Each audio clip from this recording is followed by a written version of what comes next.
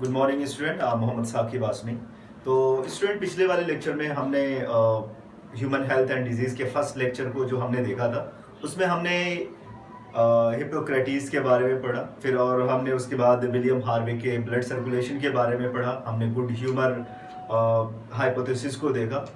आज उसी को आगे बढ़ाते हैं। हम हेल्थ को हमने पहले समझ लिया कि हेल्थ क्या होती है, और एक्चुअली हेल्थ जो है वो लोगों ने पहले उसे गुड ह्यूमर कहा, फिर बाद में जो गुड ह्यूमर हाइपोथेसिस है उसको थोड़ा से इम्प्रूव किया गया, उसको पहले डिस्प्रूव किया गया, फिर उसके बाद उन सारी चीज़ों को इम्प्रूव करते हुए लोग आगे की तरफ बढ़े। और आज जो WHO की डिफिनेशन है उसके बारे में बात करते हैं, जो हेल्थ की डिफिनेशन है। तो बहुत आसान सी इसकी डिफिनेशन है। आज हम हेल्थ को पढ़ते हैं। आज का टॉपिक सिर्फ हेल्थ के बारे में।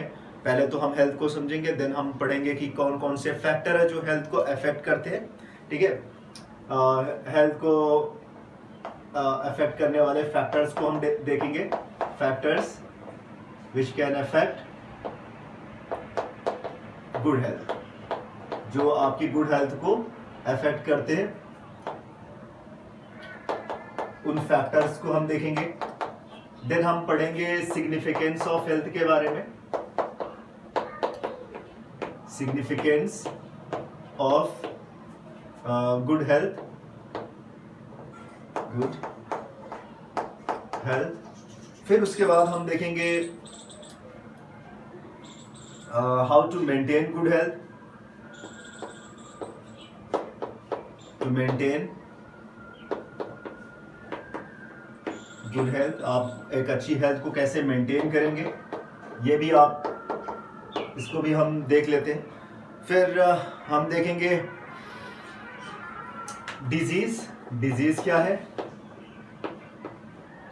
और टाइप्स ऑफ डिजीज के बारे में। तो आज के टॉपिक में इन सारी चीजों को हम कवर करेंगे। आज के लेक्चर में इन सारे टॉपिक्स को हम कवर करेंगे। डिजीज क्या है और उनके टाइप्स क्या होते हैं, उनको हम पढ़ेंगे। तो स्टार्ट करते हैं हेल्थ से। सारी चीजें एनसीईआरटी में सारी चीजें दी गई है। जो फर्स्ट पेज आपका ह्यूमन हेल्थ एंड डिजीज का है, चैप्टर नंबर 8 का, क्योंकि हमने चैप्टर नंबर 8 से स्टार्ट किया है, और रिप्रोडक्शन इन ऑर्गेनिज्म का लेक्चर आज से ही मैं बनाना शुरू करूंगा, क्योंकि दोनों अगर चैप्टर स्टार्ट करेंगे तो हम सिलेबस को जितनी ज़्यादा जल्दी कवर कर सकते हैं। ओके, तो हेल्थ से स्टार्ट करते हैं। हेल्थ की सिंपल सी डिफिनेशन है आपका मेंटल, सोशल और फिजिकल वेल बीइंग होना। ठीक है ना। तो स्टेट ऑफ बॉडी, तो बॉडी की वो स्टेट जब एक आदमी mentally, physically and socially well being होता है। ओके, तो ये डेफिनेशन होती है हेल्थ की। तो आज जो डेफिनेशन देखी जाती है हेल्थ की, जो डेफिनेशन है वो यही है कि आप फिजिकली, मेंटली और सोशली वेल बीइंग है। अगर आपको कोई बीमारी नहीं है, इसका मतलब ये नहीं है कि आप हेल्दी है। तो हेल्दी जो है, हेल्दी वर्ड जो है, हेल्थ जो वर्ड है, ये कि ब्रॉड स्पेक्ट्रम है, इसमें सारी चीजें आ जाती है। तो अब बात करते हैं फैक्टर्स के बारे में, ऐसे फैक्टर जो आपके हेल्थ को अफेक्ट करते हैं। जैसे अभी थोड़ा सा मैं इसको और समझा देता हूँ हेल्थ को। जैसे आप मान लेते हैं बॉडी आपकी डिजीज, आपकी बॉडी में कोई भी डिजीज नहीं है, कोई भी इन्फेक्शन नहीं है, there is no bad microorganism present in your body. तो होता क्या है ना कि लोगों को लगता है कि मैं हेल्दी हूँ। एक्चुअली वो हेल्दी वाली कंडीशन नहीं होती। अगर आपका सोशल बिहेवियर बहुत अच्छा नहीं है, अगर आप लोगों से बात ठीक से नहीं कर रहे हैं, थोड़ी थोड़ी बात में, दूसरों की बात में इरिटेट हो जा रहे हैं और उनसे बहस करना शुरू कर दे रहे हैं, या फिर आपकी वो हेल्थ, जैसे किसी ने आपसे कुछ कहा तो आप उससे झगड़ा करने के लिए, मार करने के लिए तैयार हो गए, या फिर आप बार बार आपको चिड़चिड़ापन होता है, बार बार आप किसी बात पे गुस्सा हो जाते हैं, कंट्रोल नहीं होता। तो मेंटल, सोशल मतलब आपका पड़ोसियों के साथ कैसा बिहेवियर है, ये सारी चीज़ें। और फिजिकल का मतलब कोई डिजीज नहीं है, कोई इंजरी नहीं है, कोई एबनॉर्मलिटी नहीं है आपकी बॉडी में। ये वाली कंडीशन सब मिला के, सारी चीज़ें मिला के अगर हर मामले में आप ठीक है, तो इसका मतलब आप क्या है, हेल्दी है। तो हेल्दी होने की डेफिनेशन यही है कि mentally, physically and socially well being होना। ये नहीं कि डिजीज फ्री होना। डिजीज फ्री होना, हेल्दी हेल्थ के दोनों एक दूसरे के सिनोनिम नहीं है। ओके, तो नेक्स्ट हम बात करते हैं अफेक्ट। देखो कौन कौन से पार्ट इफेक्ट करते हैं बॉडी को डिजीज वाली कंडीशन में डालते हैं, या हेल्थ को कौन कौन से स्ट्रक्चर इफेक्ट करते हैं, या फिर कौन से फैक्टर है जो इनको इफेक्ट करते हैं, उसके बारे में बात करते हैं। तो इसके बारे में थोड़ा सा हमने पहले भी पढ़ा हुआ है, पिछले वाले लेक्चर में मैंने बताया, जब लोगों को लगता था कि बैड हेल्थ के लिए रिस्पॉन्सिबल स्पिरिचुअल पावर होती है, गॉड है, और तो हिपोक्रेटिस ने फर्स्ट टाइम इसको थोड़ा से अलग तरीके से समझाने की कोशिश की थी, और उन्होंने गुड ह्यूमर हाइपोथेसिस को दिया था कि बॉडी के अंदर 3-4 टाइप के सिक्रीशंस होते हैं, आपके ब्लैक बाइल, येलो बाइल, और ये सारी चीज़ें करके उन्होंने बताया। फिर उसके बाद विलियम हार्वे ने इसे और इम्प्रूव किया हेल्थ को। उन्होंने कहा कि नहीं, इसके लिए जो फैक्टर रिस्पॉन्सिबल है वो दूसरे फैक्टर्स हैं, जो 3-4 आपने फैक्टर बताया कि ये चारों केमिकल जो बैलेंस फॉर्म में होते हैं तो बीमारियां होती है, वो वाला भी सही कॉन्सेप्ट सही नहीं है। उसके बाद तो ये माना जाता है इस टाइम कि जो फैक्टर जो इफेक्ट करते हैं आपका मेन होता है स्टेट ऑफ माइंड। सबसे इंपॉर्टेंट फंक्शन है कि स्टेट ऑफ माइंड, आप कैसा सोचते हैं, स्टेट ऑफ माइंड। तो जैसी आपकी सोच होगी वैसा, जैसी आपकी सोच होगी आपका न्यूरल सिस्टम और एंडोक्राइन सिस्टम उसी तरह से फंक्शन परफॉर्म करेगा। न्यूरल एंड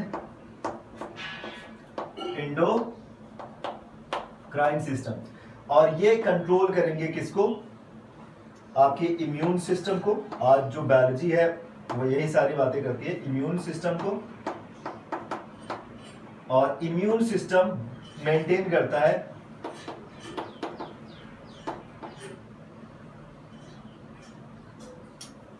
हेल्थ को मेंटेन करता है।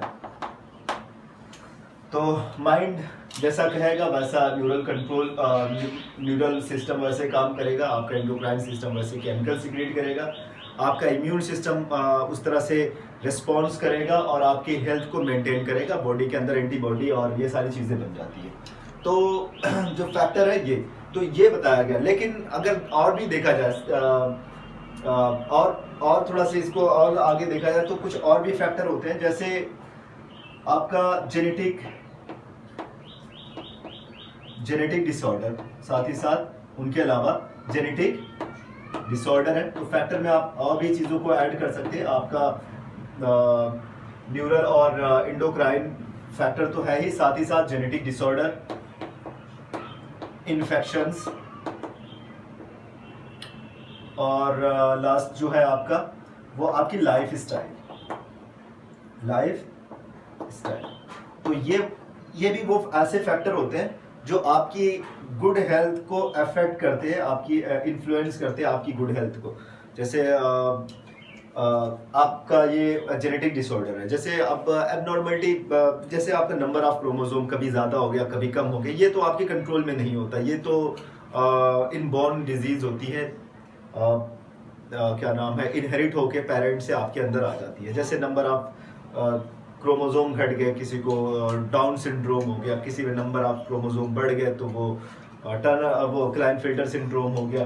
तो ये एक जेनेटिक डिसऑर्डर, तो ऐसा नहीं, ये आपके न्यूरल और एंडोक्राइन से के अलावा क्या होता है कि जेनेटिक जो डिसऑर्डर होते हैं वो इनके लिए रिस्पॉन्सिबल होते हैं। इन्फेक्शंस का मतलब होता है डिफरेंट माइक्रो ऑर्गेनिज्म, बहुत सारे माइक्रो ऑर्गेनिज्म होते हैं एंड पैथोजन जिनको हम कहते हैं, ये डिजीज को हमारी बॉडी में बनाते हैं। अब वो कौन से हो सकते हैं, वो आपके वायरस हो सकते हैं, वो आपके बैक्टीरिया हो सकते हैं, फंजाई हो सकते हैं, और उसके अलावा कुछ वॉर्म्स हो सकते हैं। तो बहुत सारे डिफरेंट टाइप के जो ऑर्गेनिज्म होते हैं वो क्या करते हैं, इन्फेक्शन बनाते हैं, ठीक है।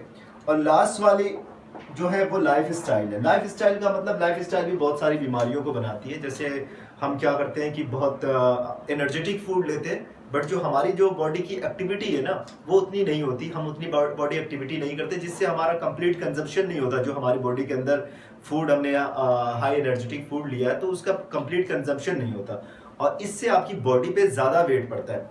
आपने फूड ज़्यादा लिया, काम कम किया, आपने उसको पूरी तरह से डाइजेस्ट ठीक से नहीं किया, तो बॉडी को ज़्यादा फंक्शन परफॉर्म करना पड़ता है, ज़्यादा मेहनत करनी पड़ती है उन सारे वेस्ट को, उन सारी चीज़ों को बॉडी से बाहर निकालने के लिए। और ऐसा करते टाइम जब तो ऐसा जब ठीक से ऐसा ज़्यादा उसको मेहनत करनी पड़ती है, हार्ड वर्क करना पड़ता है, तो ऐसे में एबनॉर्मलिटी के चांसेस या फिर डिजीज के चांसेस या आपकी गुड जो हेल्थ होती है वो अफेक्ट हो सकती है। ओके, तो जो फैक्टर है वो यही है जो हमने इसमें दो तीन, जो आपके सारे के सारी एनसीईआरटी की चीज़ें हैं, मैं सारी एनसीईआरटी की चीज़ों को एक्सप्लेन कर रहा हूँ, और जो हेडिंग है मैंने अलग से हेडिंग यहाँ पे ऐसे बना के लिख दी है, इससे आसान हो जाएगा आपके लिए इनके बारे में लिखना। ओके, तो ये हो गया आपका। अब बात करते हैं सिग्निफिकेंस के बारे में। क्या होता है सिग्निफिकेंस, इसको समझ लेते हैं। गुड हेल्थ से फायदे क्या है। देखो, अगर आपकी हेल्थ बहुत अच्छी है तो इससे फायदा ये होगा कि आपकी जो इकोनॉमिकल प्रॉस्पेरिटी है वो बढ़ेगी। आप एफिशिएंटली वर्क कर सकते हैं, आप ज़्यादा अच्छे से काम करेंगे, ज़्यादा अच्छे से काम करेंगे।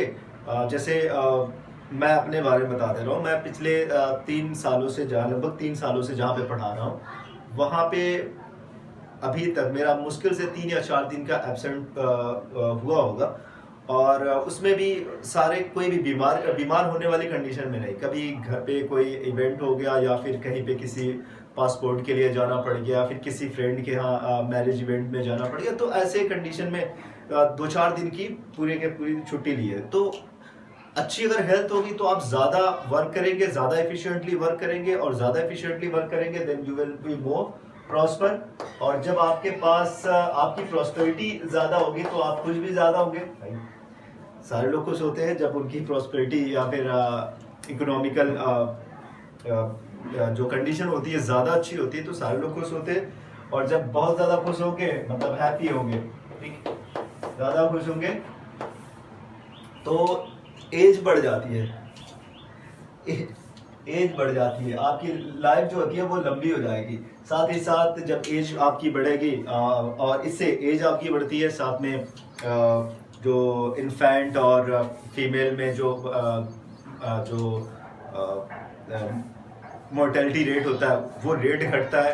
तो ये सारे फायदे हैं आपके सिग्निफिकेंस से, और भी बहुत सारे फायदे हैं, आप अपनी लाइफ को आसानी से जी सकते हैं। तो इसके बारे में भी लिखें, इसको समझें अच्छे से। तो इम्पोर्टेंस ज़रूर इसका देखें, क्योंकि हेल्थ बहुत ही इम्पोर्टेंट है। वो क्या नाम है, उसके बारे में लोग कहते हैं ना कि अगर आपके पास हेल्थ है तो आप समझ लीजिए दुनिया के सबसे अमीर आदमियों में से है। क्योंकि अगर आपके पास बहुत सारा पैसा है बट हेल्थ नहीं है तो फिर सारी चीज़ें बेकार। अगर आपके पास हेल्थ है तो आप पैसा कमा सकते हैं, ठीक है। अच्छा, नेक्स्ट चीज़ हम बात करते हैं मेंटेन गुड हेल्थ के बारे में, कि आप अपनी हेल्थ को मेंटेन कैसे करेंगे, उसके बारे में हम बात करते हैं। चलिए, तो गुड हेल्थ को मेंटेन करने के लिए देखिए आपका पर्सनल हाइजीन होना चाहिए। अभी पेंडेमिक चल रहा है, बहुत सारे लोग परेशान हैं, और गाइडलाइन जो WHO की और जो गवर्नमेंट अपनी गाइडलाइन साथ में देती रहती है, उसमें देते हैं कि हमें हमेशा हाथ धुलना चाहिए, आपको 2 मीटर की डिस्टेंस बना के रखनी है एक दूसरे से। लॉकडाउन लग जाता है, कहीं पे बाहर जाना नहीं है, उसकी पता नहीं कौन सी चेन तोड़ी जा रही है, अभी पता 1.5 साल हो गया चेन टूटी नहीं है, वो कोविड वाली।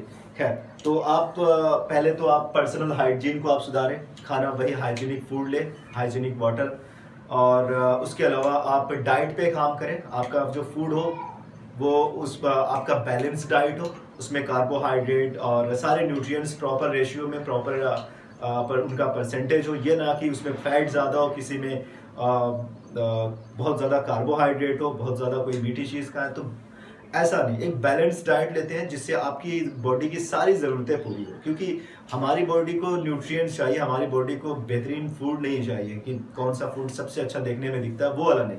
न्यूट्रिएंट्स चाहिए जो हमारी बॉडी को मेंटेन रखे, तो वो न्यूट्रिएंट्स जो बैलेंस न्यूट्रिएंट देगा, ऐसे फूड को ज़्यादा खाने की कोशिश करें, ज़्यादा जंक फूड ना लिया करें। Okay, regular exercise, of course exercise बहुत इंपॉर्टेंट है आज के टाइम पे। मैंने पहले ही कहा कि लाइफ स्टाइल बहुत इंपॉर्टेंट रोल प्ले करती है आपकी एक अच्छी हेल्थ के लिए। तो अगर आप अपनी पर डे में भी 1 घंटे या फिर अगर 1 घंटे का टाइम निकाल देते हैं आप अपनी हेल्थ के लिए, तो ये बहुत अच्छा होगा आपके लिए। आपकी बॉडी, जो आपका ब्रेन होगा वो बहुत अच्छे से काम करेगा, क्योंकि जो आपका माइंड होता है, जो आपका जो ब्रेन होता है वो आपकी बॉडी के अंदर। अगर आपकी बॉडी हेल्दी होगी, आपका ब्रेन बहुत अच्छे से काम करेगा, आपका माइंड बहुत अच्छे से काम करेगा, देन यू विल हैव बेहतर आपके पास अपॉर्चुनिटीज़ होगी, आप ज़्यादा अच्छा कर सकते हैं, आपका आप ज़्यादा पैसे कमा सकते हैं, आप जो चाहे वो कर सकते हैं अगर आप बहुत ज़्यादा अच्छे से हेल्दी है और आपकी इकोनॉमिकल कंडीशन और सारे ब्रेन जो है हेल्थ आपका माइंड बहुत अच्छे से काम कर रहा है। उसके अलावा मेंटल हेल्थ को और इम्प्रूव करने के लिए आजकल योगा चल रहा है, लोग योगा करते हैं, लोग मेडिटेशन करते हैं, ये सारी चीज़ें। साथ में आपका प्रॉपर डिस्पोजल होना चाहिए, वेस्ट का प्रॉपर डिस्पोजल, और वैक्सीनेशन करा लेना चाहिए ताकि आपकी बॉडी के अंदर जो आपका इम्यून सिस्टम पहले से ही रेडी हो, किसी भी डिजीज़ की बॉडी के अंदर आने से पहले ही आपका इम्यून सिस्टम रेडी हो ताकि वो उससे फाइट कर सके।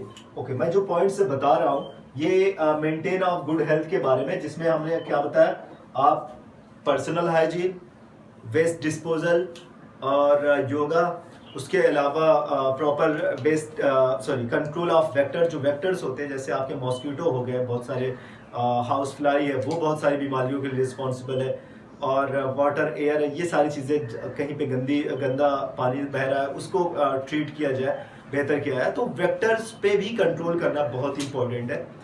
तो बैलेंस डाइट आप लें, आपका रेगुलर आप एक्सरसाइज करें, ये सारे जो चीज़ें हैं, अगर आप सारी चीज़ों को करते हैं तो आपकी जो हेल्थ होगी वो आप अपनी हेल्थ को मेंटेन, आपकी गुड हेल्थ को आप मेंटेन रख सकते हैं। ओके, तो चलो, तो ये हो गया नेक्स्ट आपका सिग्निफिकेंस ऑफ गुड हेल्थ के बारे में, मेंटेन, हमने कैसे मेंटेन किया अपनी गुड हेल्थ को। अब हम बात करते हैं डिजीज और टाइप्स ऑफ डिजीज के। ओके स्टूडेंट, अब हम बात करते हैं किसके बारे में, डिजीज के बारे में। देखो, डिजीज की डेफिनेशन थोड़ा से अलग टाइप की है, हेल्थ से अलग है, और इसकी डेफिनेशन मैं यहाँ पे लिख दे रहा हूँ ताकि ज़्यादा अच्छे से आप समझ पाएँ। तो ये क्या होता है, this is the particular abnormal condition affects negative structure and function on tissue, organ system, but not due to any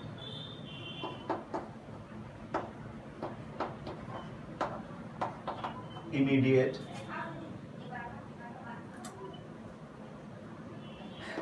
external injury.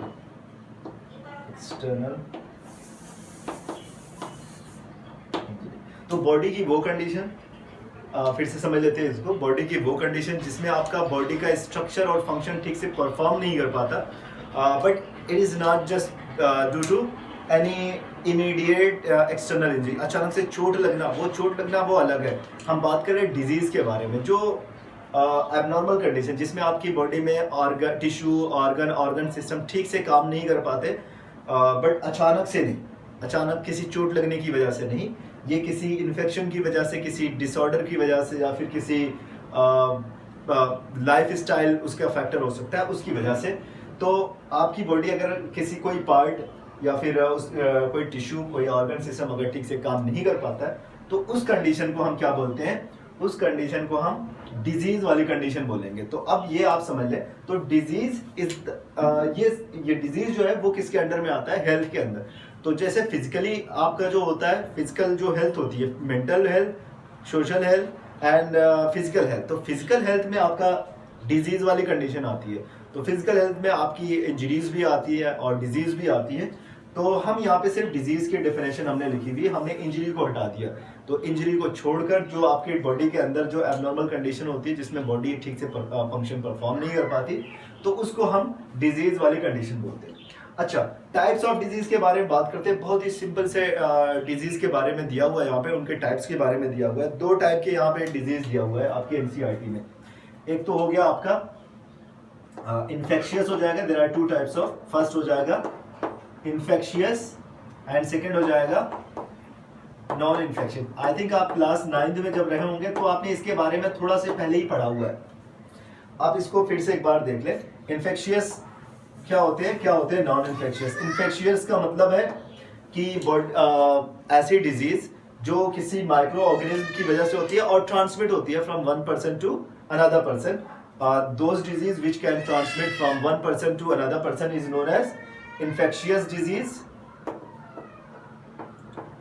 And non-infectious disease are those disease which cannot be transmit from one person to another person. एक ही आदमी के अंदर रहती है, उसको हम non infectious बोलते हैं. तो उस चीज को आप अच्छे से समझें. इन्फेक्शियस डिजीज का एग्जांपल जो है, बहुत सारे इन्फेक्शियस डिजीज है. आपका मलेरिया भी इन्फेक्शियस डिजीज में आता है. आप कोविड-19 है, ये इन्फेक्शियस डिजीज में आता है. कॉलरा है आपका, ये इन्फेक्शियस डिजीज है. तो क्योंकि ये ट्रांसमिट होते हैं from one person to another person, that's why these are the infectious disease. लेकिन सबसे इसमें फेटल जो है, जो इसमें से सबसे खतरनाक वालों में से एक है, तो हम उसके बारे में अभी जो आपके एनसीईआरटी में जिसको पढ़ना है वो आपका एड्स है. हम इसको आगे देखेंगे, इसको समझेंगे. एड्स को डिटेल में हमें पढ़ना है. फिर उसके बाद नॉन इन्फेक्शियस का मतलब those disease which can not be transmit from one person to another person, वो आपका नॉन इन्फेक्शियस डिजीज हो जाएगा. तो नॉन इन्फेक्शियस डिजीज में आपका क्या, एक डिजीज के बारे में दिया हुआ है तो बहुत सारी. आपका डायबिटीज है, आपका कैंसर है, बट हम कैंसर को डिटेल में पढ़ेंगे. तो यहाँ पे एग्जाम्पल के तौर पे हम कैंसर को लिख देते हैं.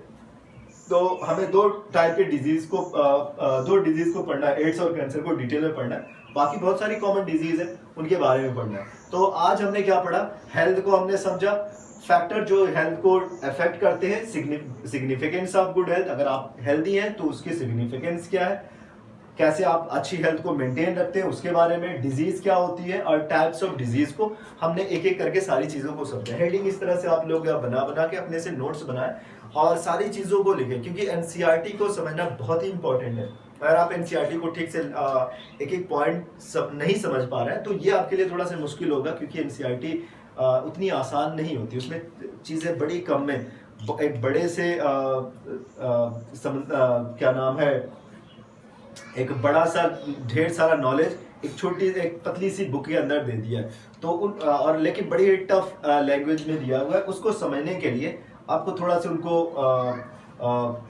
सारी चीज़ों को अलग करना पड़ेगा, डिटेल में देखना पड़ेगा, साइड बुक की हेल्प लेनी पड़ेगी, और तो उससे आप कंप्लीट उसकी स्टडी कर सकते हैं. खैर, इतना आज के लेक्चर में है. आप लोग ठीक से इन सारी चीज़ों को पढ़ लें. कोई प्रॉब्लम है, कोई चीज़ नहीं समझ में आई, कमेंट बॉक्स में ज़रूर लिख के बताएं. और मैं जल्दी ही आपका रिप्रोडक्शन इन ऑर्गेनिज्म वाला चैप्टर स्टार्ट कर दे रहा हूँ. आज बस इतना ही. Thank you so much.